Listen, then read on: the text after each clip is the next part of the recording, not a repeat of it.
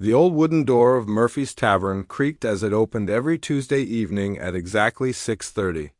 Like clockwork, Harold Morrison would walk through that door, his worn leather boots making soft sounds on the faded carpet. At 84 years old, Hank moved slower than he used to, but he still carried himself with the straight back of a soldier. Tonight was no different. The autumn wind had picked up outside, rattling the windows of the small neighborhood bar. Hank pulled off his old military cap, the one with the Korean War veteran patch, and hung it carefully on the coat hook by his usual table. The hat had seen better days, just like its owner, but both had stories to tell. Murphy's wasn't fancy. The walls were covered with old photos of the neighborhood from decades past, and the jukebox in the corner still played songs from the 70s. Most nights, only a handful of people came in. It was the kind of place where everybody knew everybody, and strangers were noticed right away. Behind the bar, Jenny was wiping down glasses with a clean towel.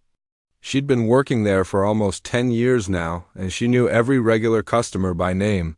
When she saw Hank settling into his usual spot, she reached into the cooler and pulled out a cold bottle of beer.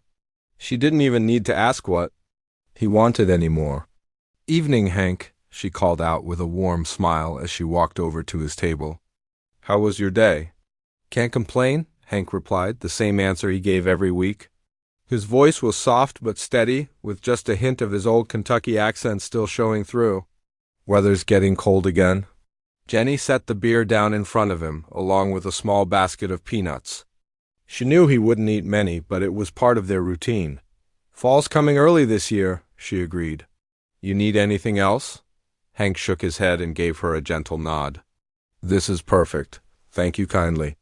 As Jenny walked back to the bar, Hank took a slow sip of his beer and looked around the room. There were only 3 other people there tonight. Old Pete sat at the far end of the bar, reading his newspaper and muttering about the baseball scores. 2 younger guys in work clothes were playing pool, their laughter mixing with the click of billiard balls. This was Hank's sanctuary. Every Tuesday for the past 15 years, he'd come here to sit quietly and remember. The TV above the bar was turned to the evening news, but Hank wasn't really watching. His mind was somewhere else, thinking about times long past. People who saw him might have thought he was just another lonely old man spending his evening at a bar. They wouldn't have known about the medals hidden in his dresser drawer at home, or the black and white photos of young soldiers who never made it back from Korea. They wouldn't have known about the Purple Heart he earned when shrapnel tore through his leg during a battle whose name most people had forgotten. And they certainly wouldn't have known about his son. Michael. Hank reached into his wallet and pulled out a small, worn photograph. The edges were soft from being handled so many times. It showed a young man in army uniform, smiling broadly at the camera. Michael had his father's eyes and his mother's smile. He'd been so proud the day he enlisted, just like his old man. That was 12 years ago. Michael never came home from Afghanistan. Hank stared at the photo for a long moment, then carefully tucked it back into his wallet. This was why he came here every Tuesday. Not to drink, he barely finished 1 beer, but to have a quiet place to remember his boy. At home, the silence was too heavy. Here, with the gentle noise of other people living their lives, he could think about Michael without drowning in grief. Jenny understood this, though they'd never talked about it directly. She'd seen the photo, noticed how Hank's eyes would get distant sometimes. She knew about loss herself. Her brother had died in a car accident 5 years earlier, and she recognized the look of someone carrying that kind of pain. The evening news droned on, talking about politics and weather and sports scores. Hank half listened while he sat with his memories. The beer grew warm in his hands, but he didn't mind. He wasn't here for the drinking. Outside, the wind picked up again, and the first drops of rain began hitting the windows. It was going to be a stormy night. Inside Murphy's, though, everything felt safe and familiar. The old radiator in the corner hissed softly, fighting off the autumn chill. Hank glanced at his watch. It was 7:15. He usually stayed until 8, then walked the 6 blocks back to his small apartment. He had the routine down to a science. Tuesday was his day to remember, To honor his son's memory in his own quiet way, Pete folded up his newspaper and called out to Jenny for one. More beer. The pool players finished their game and started setting up for another. Everything was peaceful and normal, just the way Hank liked it. He took another small sip of his beer and let his eyes drift back to the TV. There was a story about local high school football teams getting ready for their championship games. It reminded him of Michael, who had played quarterback his junior year before focusing more on his studies. The boy had been smart, much smarter than his old man. Could have gone to college on an academic scholarship, maybe become an engineer or a doctor. But Michael had felt the call to serve. Just like 3 generations of Morrison men before him. Hank was proud of that choice, even now, even with the pain that came after. His son had died doing something meaningful, protecting his fellow soldiers and innocent people in a far-off place. That had to count for something. The rain was coming down harder now, drumming against the windows of Murphy's Tavern. The sound was almost musical, mixing with the low conversations and the soft music from the jukebox. This was Hank's world on Tuesday evenings, simple, quiet, and filled with memories both sweet and bitter. He reached up and touched the small American flag pin on his jacket lapel, another part of his weekly ritual. Then he settled back in his chair and prepared to spend the next 45 minutes the same way he'd spent them for the past 15 years, remembering a son who would never grow old, and honoring the sacrifice that had taken him away, little. Did Hank know that this Tuesday evening would be different from all the others? In about 30 minutes, his quiet sanctuary would be invaded by noise and trouble. But for now, everything was peaceful. For now, Harold Morrison was just an old veteran sitting alone with his thoughts, his beer and his memories. The storm outside was getting stronger, but inside Murphy's Tavern, all was calm. The rumble started low and distant, like thunder rolling across the sky. But this wasn't thunder. Hank looked up from his beer as the sound grew louder, coming closer. Through the rain-streaked windows of Murphy's Tavern, he could see bright headlights cutting through the darkness. Jenny paused in her glass cleaning, her head tilted toward the sound. The 2 pool players stopped their game, cue sticks frozen in their hands. Even old Pete looked up from his newspaper. Everyone in the bar knew that sound, motorcycles, and lots of them. The engines revved louder as they pulled into the parking lot. Hank counted at least 6 or 7 bikes from the sound alone. The headlights swept across the windows as the riders parked their machines in a line outside the front door. Then, one by one, the engines shut off, leaving an eerie quiet that felt heavier than the noise had been. "Looks like we're getting some visitors," Jenny said softly, but Hank could hear the worry in her voice. Through the glass, they could see the riders climbing off their bikes. Dark figures in leather jackets, moving with the swagger of men who weren't used to being told no.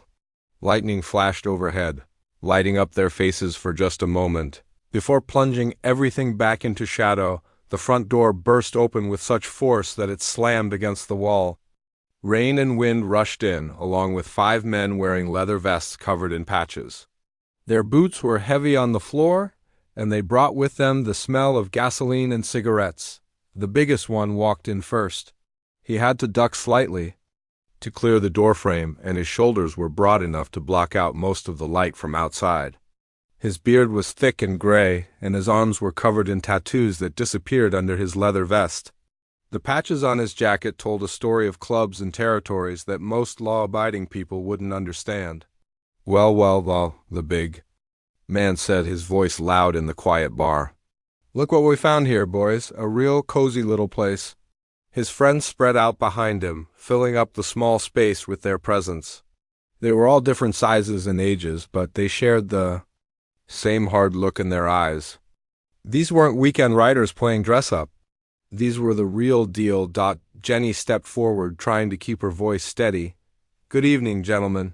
What can I get for you?" The big man, the others called him Razor, looked around the bar like he owned it.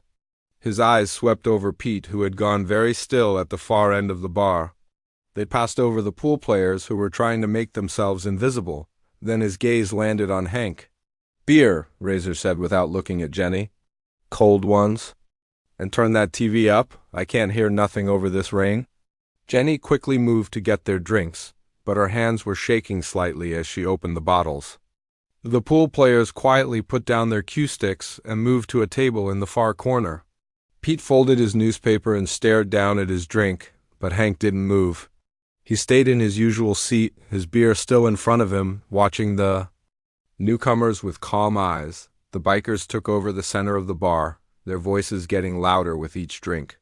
They talked about their rides, about other bars they'd been to, about people who had crossed them. Their laughter was harsh and mean, the kind that made everyone else uncomfortable. "Turn that up louder," Razor shouted at Jenny, pointing at the TV. "I said I can't hear it." The volume was already pretty high, but Jenny reached for the remote anyway. That's when Hank spoke up. "Excuse me," he said, his voice polite but firm. "Some of us are trying to have a peaceful evening. Would you mind keeping it down just a little?" The entire bar went silent. Even the jukebox seemed to stop playing. Razor turned slowly to look at the old man sitting alone at his table. "What did you say, old-timer?" Hank met his eyes without flinching. "I asked if you could keep the noise down a bit. This is usually a quiet place." Razor's friends started chuckling, but not in a friendly way. They moved closer, forming a loose circle around Hank's table. The old veteran didn't seem to notice. He just sat there, his hand steady on his beer bottle. "You hear that, boys?" Razor said, his voice dripping with fake amazement. "Grandpa here thinks he runs this place." "I don't run anything," Hank replied calmly. "I'm just asking for a little consideration." "Consideration?" Razor laughed, but there was no humor in it. "You know what I think, old man? I think you should mind your own business." Hank took a slow sip of his beer, then set it down carefully on the table. "I am minding my own business. My business is having a quiet drink. In peace." That's when Razor noticed the military cap hanging on the hook by Hank's table. His expression changed, becoming uglier. "Oh, I see. We got ourselves a war hero here, boys." "Probably thinks he's better than the rest of us." "I don't think I'm better than anyone," Hank said quietly. "Sure you don't," Razor sneered. He walked closer to Hank's table, his huge frame casting a shadow over the old man. "Let me tell you something, soldier boy. Your little wars don't mean nothing to me. This ain't the army, and you ain't giving orders here." Jenny had stopped pretending to work. She stood behind the bar, her phone in her hand, wondering if she should call the police. But she was afraid that might make things worse. Hank looked up at the big biker standing over him. "I'm not giving orders to anyone. I just asked Nuzley for a little quiet, that's all," asked Nuzley. Razor laughed again. "Well, here's me asking Nuzley, why don't you take your old bones and get out of here? This bar ain't big enough for both of us." The other bikers were grinning now, enjoying the show. They'd done this before in other bars in other towns. Pick on someone who looked weak, someone who couldn't fight back. It was their idea of fun. But Hank Morrison had been in worse situations than this. He'd faced enemy soldiers in Korea when he was barely 19 years old. He'd seen real danger, real violence. These bullies didn't scare him. "I'm not going anywhere," he said simply. "I come here every Tuesday, and I'm staying until I'm ready to leave." Razor's face turned red with anger. "You got a death wish, old man?" "I got rights," Hank replied. "Same as you." That's when Razor lost his temper completely. He reached down and grabbed Hank by the front of his shirt, yanking him up from his chair. The old veteran's beer bottle fell to the floor, shattering and spreading glass and foam across the worn carpet. "Nobody talks to me like that," Razor snarled, his face inches from Hank's. "Nobody." Then he shoved, hard. Hank, at 84 years old, didn't have the balance he once had. He stumbled backward, his arms windmilling as he tried to stay upright, but there was nowhere to go. His back hit the edge of another table, and he went down hard. The sound of his head hitting the wooden table corner was sharp and terrible. Hank crumpled to the floor, blood already starting to seep from a cut above his right eye. He lay there for a moment, stunned and hurting. "Hank!" Jenny screamed, rushing out from behind the bar. The bikers just laughed. Jenny knelt beside Hank on the floor, her hands shaking as she pressed a clean bar towel against the cut on his forehead. Blood was seeping through the white cloth, and the old man's eyes looked unfocused. He was trying to sit up, but she gently held him down. "Don't move, Hank," she whispered. "Just stay still for a minute." The bikers were still laughing, high-fiving each other like they just won some kind of contest. Razor wiped his hands on his jeans as if touching the old man had somehow dirtied them. "That's what happens when you don't show respect," he said loudly, making sure everyone in the bar could hear him. "Maybe next time the old fool will mind his own business." Pete had his head down, staring at his drink. The two pool players were pressed against the far wall, afraid to move or speak. Everyone was terrified that they might be next, but Jenny wasn't just scared, she was angry. Hank was one of the kindest people she knew. He never bothered anyone, never caused trouble. All he wanted was to sit quietly and remember his son. And these animals had hurt him for no reason at all, while she knelt beside Hank. Her free hand slowly reached into her apron pocket for her cell phone. She had to be careful not to let the bikers see what she was doing. Her fingers found the phone and carefully pulled it out, keeping it low and out of sight. "You okay, sweetheart?" One of the other bikers called out to her, his voice mocking. "Your boyfriend there took a little tumble," Jenny ignored him. She managed to unlock her phone and quickly dialed 911, holding it close to her body so the screen light wouldn't give her away. 911, what's your emergency? The dispatcher's voice was calm and professional. "I need police and an ambulance at Murphy's Tavern on Oak Street," Jenny whispered into the phone, trying to keep her voice steady.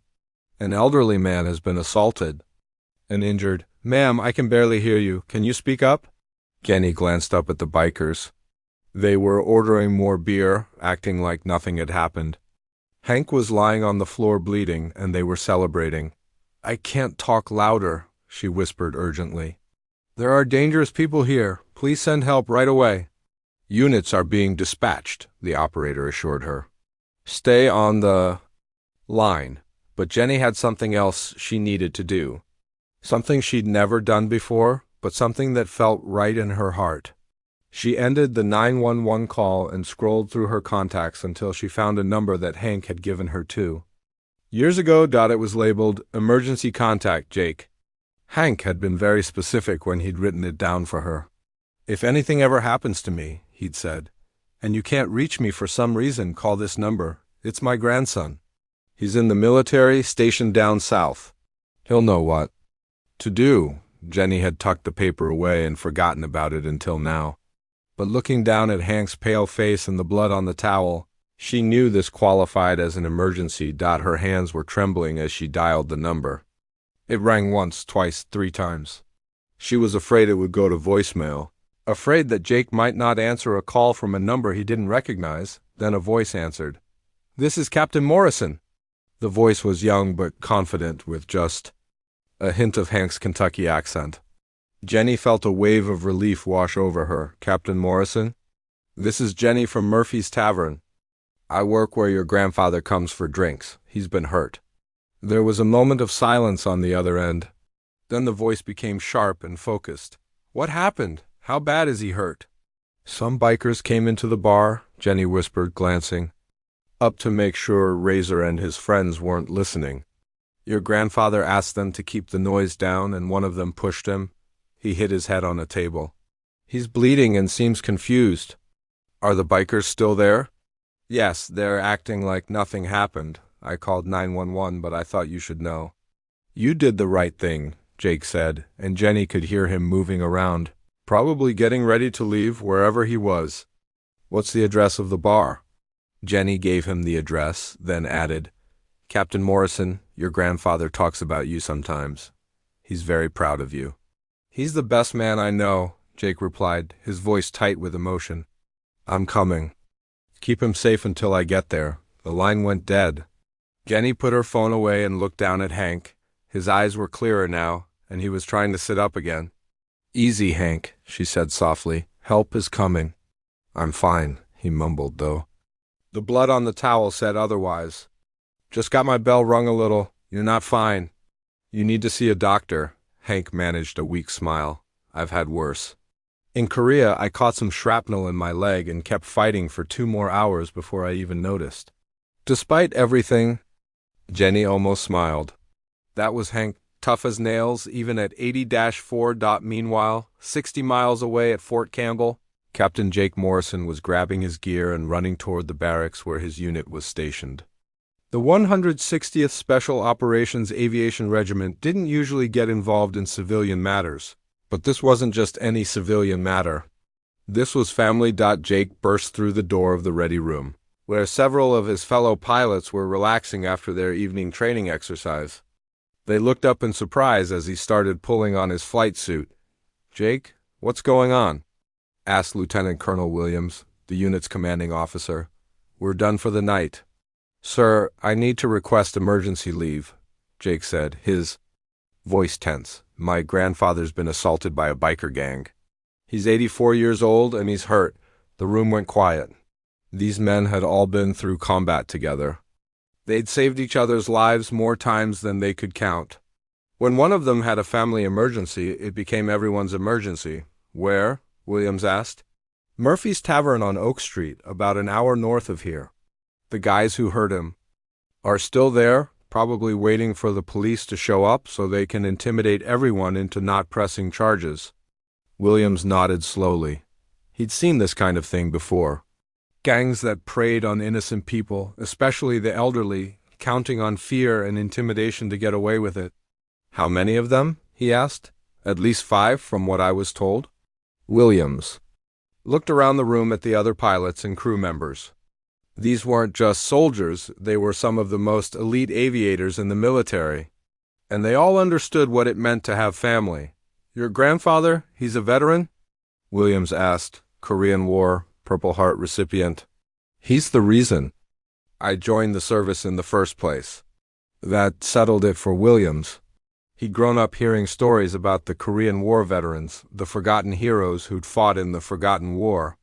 They deserved better than to be pushed around by thugs.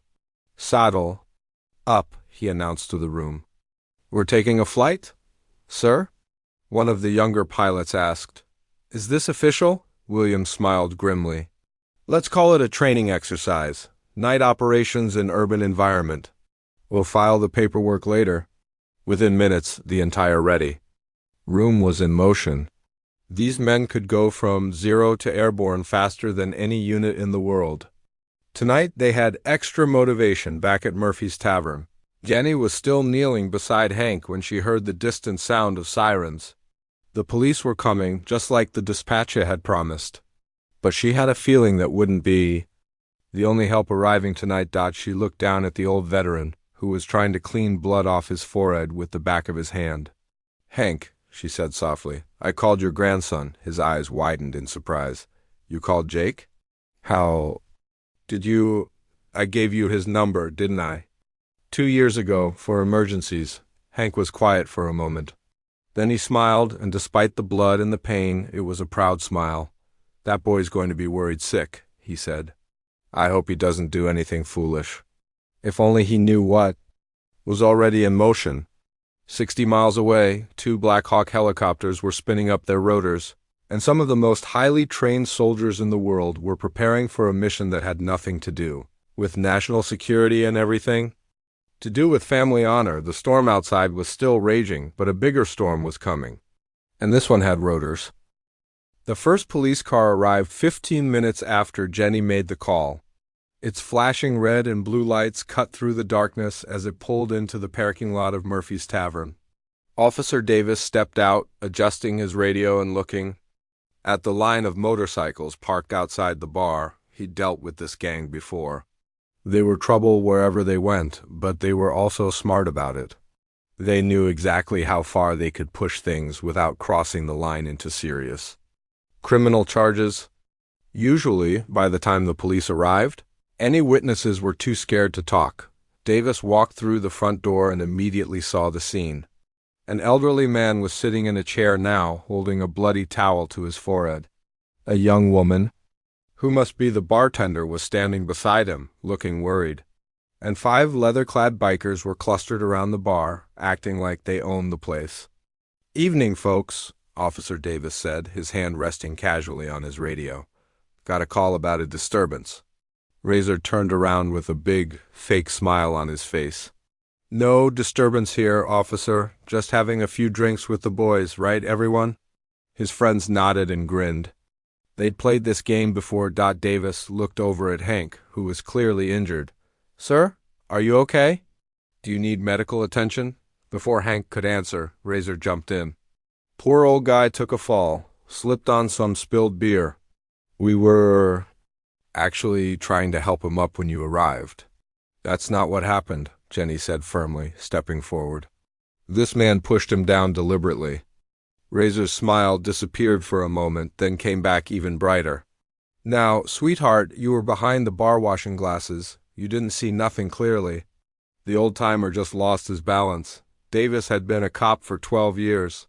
He knew a lie when he heard one, and he could see the fear in the bartender's eyes. But he also knew how these situations usually played out. The bikers would stick to their story, any other witnesses would be too intimidated to speak up, and without clear evidence, there wasn't much he could do. I'm going to need to take some statements, he said, pulling out his notepad. That's when they all heard it. A distant sound barely audible over the rain and wind. At first, it sounded like more thunder, but as it grew closer, it became clear that this was something else entirely. The rhythmic thumping sound was getting louder by the second. Razor and his friends looked confused, glancing at each other with puzzled expressions. Officer Davis frowned and stepped toward the window. What the hell is that? One of the bikers muttered. The sound was unmistakable now. Helicopter rotors. And they were getting very close very fast. Davis had served in the military before becoming a police officer, and he recognized the distinct sound signature. These weren't news helicopters or medical choppers. These were military aircraft. Jenny felt her heart start racing. She looked down at Hank, who was listening to the approaching sound with a strange expression on his face. His eyes had gone wide, and she could see him counting in his head. 2 birds, Hank said quietly, his voice filled with amazement. Maybe. More. The sound was deafening now, directly overhead. Through the windows, they could see powerful searchlights cutting through the storm, turning the parking lot as bright as day. The entire building began to shake as the helicopter circled. Once, then twice, Razor and his gang were no longer acting tough. They were pressed against the windows, staring up at the sky with their mouths hanging open. Even in the storm, they could see the dark shapes of military helicopters hovering just above the tree line. What did you do? Razor screamed at Officer Davis. Why did you call in the military? Davis shook his head, just as confused as everyone else. I didn't call anyone. This isn't police procedure. The helicopters were landing now. The first one touched down in the parking lot, its rotors still spinning, creating a windstorm that rattled every window in the bar. The second helicopter landed in the empty lot next door, its searchlight sweeping back and forth across the building. Through the chaos of wind and noise, they could see figures jumping out of the aircraft. Even in the storm, it was clear these weren't ordinary soldiers. They moved with the precision and confidence of elite troops, spreading out in formation as they approached the bar. Razor's face had gone completely white. This ain't possible, he whispered. Who calls in the army for a bar fight? Hank was trying to stand up now, despite Jenny's attempts to keep him in his chair. His eyes were fixed on the approaching soldiers, and there was something in his expression that she'd never seen before. Pride mixed with disbelief. That's my boy, he said softly, his voice barely audible over the helicopter noise. That's my grandson. The front door of Murphy's Tavern opened, and Captain Jake Morrison stepped inside. He was still wearing his flight suit, and rain dripped from his helmet. Behind him, 6 more soldiers filed in, all of them looking like they'd stepped out of an action movie. Jake's eyes immediately found his grandfather sitting in the chair with the bloody towel. In 2 quick steps, he was kneeling beside the old man, his hands gentle as he examined the cut on Hank's forehead. Grandpa, are you okay? Jake's voice was soft, but everyone in the bar could hear the emotion in it. I'm fine, son, Hank replied, reaching up to touch his grandson's face. Just a little bump. But what are you doing here? And why did you bring half the army with you? Jake stood up slowly, his eyes scanning the room until they landed on Razor and his gang. The bikers were huddled together near the bar, looking like they wanted to disappear into the floor.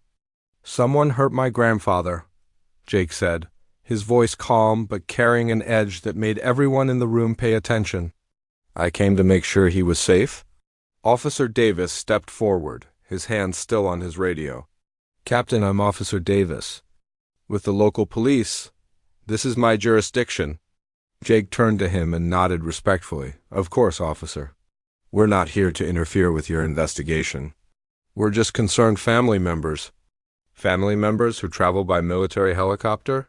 Davis asked, raising an eyebrow. We were conducting night training exercises at Fort Campbell, Jake explained. When I got the call about my grandfather, my commanding officer decided to extend the exercise to include urban environment familiarization. It was technically true, even if it wasn't the whole truth. Lieutenant Colonel Williams had indeed classified this as a training mission, which gave them legal cover for being here. The other soldiers had spread out around the room, not threatening anyone but making their presence known. They were all looking at the bikers with expressions that could have frozen water. Razor finally found his voice. Look, this is all a big misunderstanding. The old man slipped and fell. We were just having some drinks. Jake turned to look at him, and Razor immediately wished he'd kept his mouth shut. The young captain might have been half his size, but there was something in his eyes that spoke of training and experience that went far beyond anything Razor had ever faced. You're saying my grandfather just fell down? Jake asked quietly. That's right, accidents happen. Jake nodded slowly then. Turned to Jenny. Ma'am, I'm Captain Morrison. You're the one who called me? Yes, sir, Jenny Wilson. I work here. Her voice was shaking slightly, but she stood up straight. That man there pushed your grandfather down on purpose. Hank was just asking them to. Keep the noise down a little. I see. He looked back at Razor. So you're telling me that my 84-year-old grandfather, who served his country in Korea and earned a Purple Heart, just happened to fall down and hit his head right after? Asking you politely to be quiet? Razor was sweating now, despite the cool air blowing in from the open door. Like I said, accidents happen. One of Jake's soldiers, a sergeant with arms like tree trunks, took a step closer to the bikers. Sir, maybe these gentlemen would like to step outside and discuss this accident in more detail. That won't be necessary, Sergeant, Jake said calmly. I'm sure Officer Davis can handle the situation from here. Davis was trying to process everything that was happening. In 12 years of police work, he'd never seen anything like this. A military helicopter response to a bar fight was definitely not covered in his training manual, but he had to admit it was effective. The 5 tough guys who had been terrorizing the bar 20 minutes ago now looked like scared children. Whatever story they'd been planning to tell had evaporated the moment those helicopters landed. I think I'm going to need to take some more detailed statements, Davis said, pulling out his notepad again. Starting with you, he pointed at Razor. And this time, I want the truth. Jake knelt down beside his grandfather again. Grandpa, the medics are on their way. We called ahead. I told you I'm fine, Hank protested, but his eyes were bright with tears. You didn't have to come all this way. Yes, I did, Jake said firmly. You're the most important person in my life. Nobody hurts you and gets away with it. Outside, the helicopter rotors were still turning, casting spinning shadows through the windows. The storm was finally starting to pass, but inside Murphy's Tavern, a different kind of storm was just beginning for 5 bikers who had picked on the wrong old man. They were about to learn that some fights you just can't win, especially when you're facing an opponent who has family in the military. And not just any military, the kind of family that flies Black Hawks through thunderstorms to protect the people they love. The paramedics arrived 10 minutes later, but they had to park their ambulance on the street. The Murphy's Tavern parking lot was completely filled with 2 massive Black Hawk helicopters, their rotors finally winding down after what felt like hours of thunderous noise. Jenny watched through the window as the medical team carefully made their way between the aircraft, carrying their equipment bags. She'd called for an ambulance what seemed like a lifetime ago when all she had to worry about was 5 angry bikers. Now the scene outside looked like something from a war movie. "Ma'am, we're here for an elderly gentleman with a head injury." The lead paramedic, a woman named Patricia, stepped through the door and immediately stopped. Her eyes went wide as she took in the scene: police officers, military personnel, and 5 very subdued bikers all crowded into the small bar. "That would be me," Hank said from his chair, raising his hand slightly, "though I keep telling everyone I'm fine." Patricia smiled as she approached him, setting down her medical bag. "Let me be the judge of that, sir. I'm Patricia, and this is my partner Tony. We're going to take good care of you." Jake stepped back to give the paramedics room to work, but he didn't go far. His eyes kept moving between his grandfather and the group of bikers who were now being questioned by Officer Davis and 2 additional police officers who had arrived as backup. The story was finally coming out. With the intimidation factor completely removed, Pete and the 2 pool players were suddenly much more willing to talk. Jenny gave her statement clearly and without fear, describing exactly what had happened. "So, let me get this straight, officer," Davis said to Razor, who was sweating despite the cool air. "An 84-year-old veteran politely asked you to keep the noise down, and your response was to physically assault him?" "It wasn't like that," Razor protested weakly. "He was being disrespectful." "Disrespectful?" The sergeant who had spoken earlier stepped closer. "You want to talk about disrespect? How about showing some respect for a man who served his country before you were even born?" Lieutenant Colonel Williams had arrived in the 2nd helicopter, and now he stood near the bar, observing everything with the calm professionalism of a career military officer. He wasn't saying much, but his presence added weight to the entire situation. Patricia finished examining Hank's head wound and smiled reassuringly. "Good news, Mr. Morrison. It looks worse than it is. Head wounds always bleed a lot. You've got a mild concussion, but nothing that won't heal. Still, I'd like to take you to the hospital for a proper checkup. Is that really necessary?" Hank asked. "Grandpa," Jake said firmly, "you're going to the hospital. No arguments." "The boy's right," Patricia added. "At your age, it's better to be safe. Plus, you'll need those stitches properly cleaned and bandaged." While the paramedics prepared Hank for transport, Officer Davis was finishing up with the bikers. The evidence was overwhelming. Multiple witnesses, a clear motive, and injuries that matched the victim's account. There was no way Razor and his friends were walking away from this. "You're all under arrest," Davis announced, reaching for his handcuffs. "Assault and battery, disturbing the peace, and intimidation of witnesses." "This is bullshit," one of the younger bikers shouted. "All this over some old guy who can't mind his own business?" "That was a mistake." Jake turned slowly to look at him, and the temperature in the room seemed to drop 10 degrees. That old guy fought in the Korean War," Jake said quietly. "He was wounded in combat defending this country. He earned a Purple Heart and 2 Bronze Stars. He spent 3 years in hell so people like you could have the freedom to ride your motorcycles and drink in bars without having to worry about enemy soldiers." The young biker's face went red, but he didn't say another word. Lieutenant Colonel Williams stepped forward. "Captain Morrison, I think it's time we wrapped up this training exercise." "Yes, sir," Jake replied. But before he turned to leave, he walked over to where Razor was being handcuffed.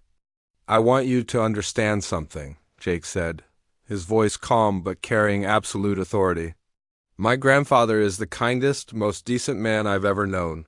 He's never hurt anyone who didn't deserve it, and he's never asked for anything he didn't earn. Tonight you picked on him because you thought he was weak and defenseless." Razor stared at the floor, unable to meet Jake's eyes. "But here's what you didn't know," Jake continued. "Harold Morrison isn't just some random old man. He's got family. He's got people who love him and respect him. And some of those people happen to be very good at their jobs." Jake gestured toward the window where the 2 Black Hawks sat in the parking lot like sleeping giants. "You thought you were picking on a helpless old veteran? Instead, you picked a fight with the United States Army. How do you think that's going to work out for you?" Razor finally looked up, and Jake could see that the fight had gone out of him completely. Look, we didn't know. If we'd known he was military family. It shouldn't matter, Jake cut him off. You shouldn't be pushing around old people whether they have military family or not. But since you seem to only understand force, let me make this crystal clear. If I ever hear about you or your friends bothering anyone in this bar again, we'll have another training exercise. And next time, we might bring more aircraft.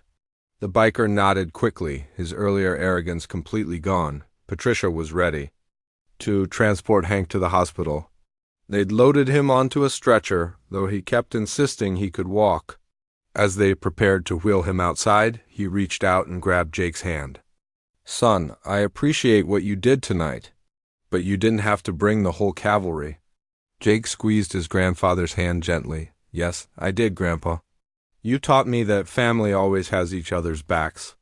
Tonight you needed backup, so I brought backup. Your grandmother would have loved to see this, Hank said, his eyes twinkling despite his injury. She always said you were going to be something special. I learned from the best, Jake replied as the paramedics wheeled Hank toward the ambulance. Jenny approached Jake. Captain Morrison, I want you to know that your grandfather is welcome here any time. This will never happen again. Thank you, ma'am. You did the right thing tonight, calling for help. Not everyone would have been that brave. Jenny blushed slightly. He's a good man. He deserves better than what happened here. Jake nodded and looked around the bar.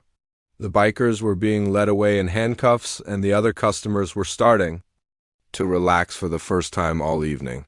The storm outside had finally passed, and stars were beginning to show through the breaking clouds. Lieutenant Colonel Williams approached Jake. Ready to head back, Captain? Yes, sir. Thank you for authorizing this mission. Williams smiled. Sometimes the most important missions aren't the ones in the official handbook. Taking care of our veterans and their families is always a priority. 3 weeks later, on a Tuesday evening at exactly 6:30, the old wooden door of Murphy's Tavern creaked open. Hank Morrison walked through that door, his worn leather boots making soft sounds on the faded carpet. The small bandage on his forehead was barely visible now, and he moved with his usual dignified pace, but tonight was different. As Hank hung his Korean War veteran cap on the hook by his usual table, he wasn't alone. Jake sat across from him, along with 2 other young soldiers who had become regular visitors to the bar. Jenny brought over a round of beers, smiling as she set them down. The usual for everyone. That sounds perfect, Hank replied, looking around the table at the young men in uniform. You know, when I first started coming here, it was just me and my memories. Now look at this place. The bar had become something of a gathering spot for local veterans and active military personnel. Word had spread about what happened that stormy night, and Murphy's Tavern had gained a reputation as a place where those who served were always welcome and always protected. Grandpa, Jake said, raising his beer, you taught me that some things are worth fighting for. Family, honor, and doing what's right. And you taught me, Hank replied, raising his own glass, that I'm never as alone as I thought I was. They clinked glasses, and for a moment, the bar was filled with the warm sound of laughter and conversation. Outside, the parking lot was peaceful, with no motorcycles in sight. Inside, an old veteran who had once sat alone with his memories was surrounded by a new kind of family, one that wore uniforms and understood the meaning of service. The jukebox played softly in the corner, the same songs it had always played. But somehow they sounded different now. They sounded like home on every Tuesday evening. When the sun went down and the lights came on in Murphy's Tavern, Harold Morrison knew that he would never have to face his memories alone again, because family, as his grandson had shown him, comes in many forms. And sometimes it even comes with helicopters.